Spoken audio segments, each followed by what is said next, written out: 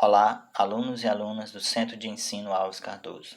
Sejam todos bem-vindos a mais um vídeo da disciplina de Leitura e Produção Textual, hoje dando prosseguimento ao estudo do gênero textual romance.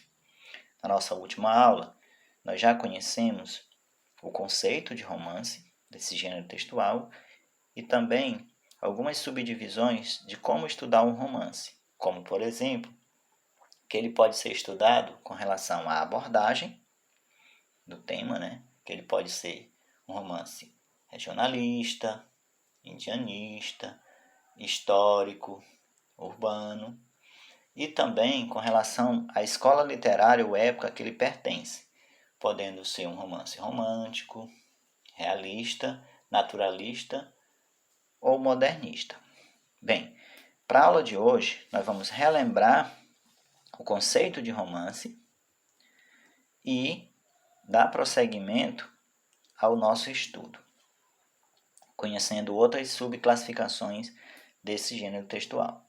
Então, o romance é uma forma literária narrativa escrita em prosa. Isso já sabemos, ele não é escrito em verso, mas sim em prosa, em parágrafos, enfim. Que se popularizou na literatura ocidental durante o século XIX.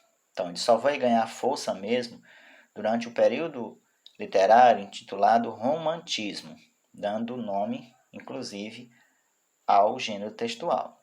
Então, suas origens, entretanto, elas remetem a um tempo mais anterior ao século XIX.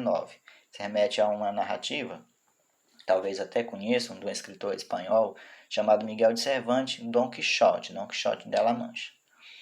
Então, que foi considerado o precursor do romance moderno. Então, a forma literária do romance apresenta de maneira ficcional, ou seja, inventada, a experiência social da modernidade. Quando se fala aqui em modernidade, se fala ali de século XIX para cá. Uma representação mais próxima da experiência individual, que possui um contexto temporal e espacial, ou seja, cada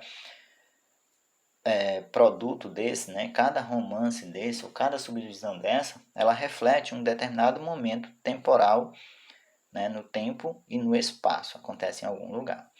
Lá nos primórdios, no entanto, esses romances, eles começaram a circular entre nós como uma espécie de folhetins.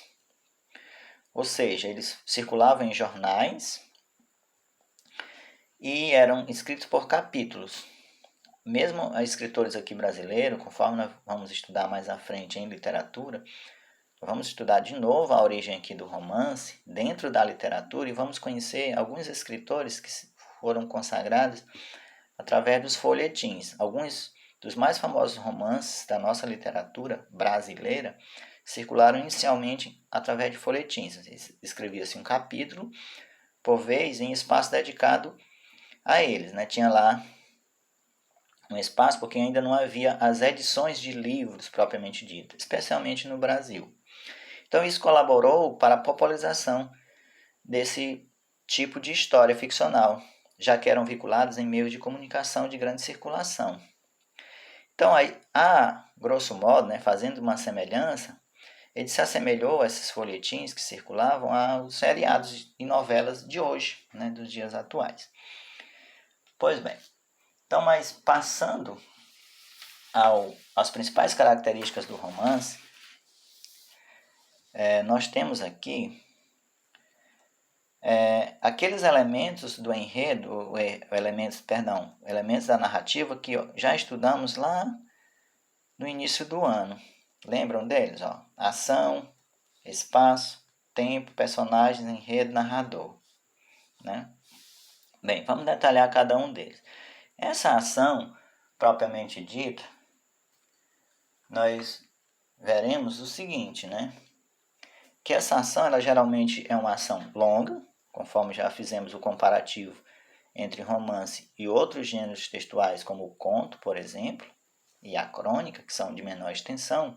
Então, a ação ela traz os acontecimentos. Geralmente, esses acontecimentos eles estão divididos em capítulos. Nós temos o espaço, que é o lugar ou lugares onde essa ação acontece.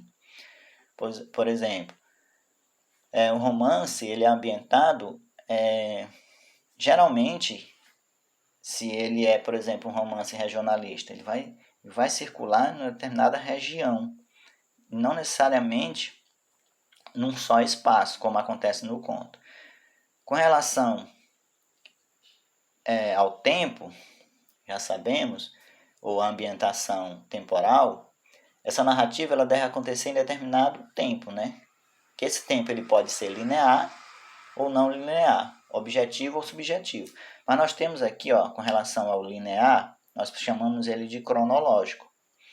E com relação aos outros tipos, né, chamamos de psicológico. No caso do psicológico, é relacionado ao mundo interior das personagens. À medida que eles vão lembrando dos fatos, vai se narrando, né? Faz-se reflexão e, portanto, ele vai ser chamado de não linear. Com relação aos personagens, propriamente dito, nós temos, olha, planos e redondos. Isso de maneira geral, né? Os personagens planos são os personagens simples, sem profundidade,